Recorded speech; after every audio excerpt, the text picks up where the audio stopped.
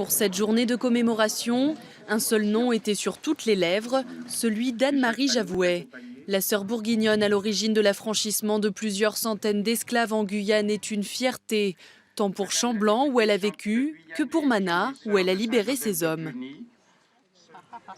Madame mère Javoué a éduqué ses affranchis, ses noirs, comme des petits bourguignons.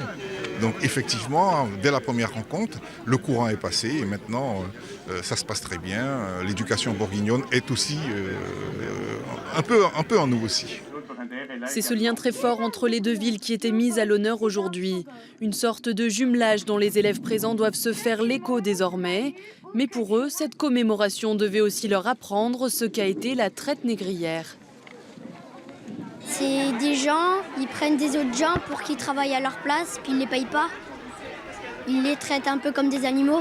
Ça m'a fait mal quand même parce que on n'est pas différents, on a juste une autre couleur, mais la différence c'est une force. Chamblanc et Mana se réunissent tous les 2 ans pour cette journée de commémoration. Cette année pour l'événement, des descendants d'esclaves ont même fait le déplacement, mais l'ensemble des Mananais se sent redevable envers la sœur Javouet.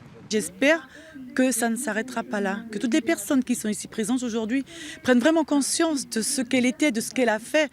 Et moi je dis que c'est un combat qu'on doit poursuivre. Il y a 4 ans, c'est la plantation de ces arbres qui avait marqué la commémoration d'abolition de l'esclavage.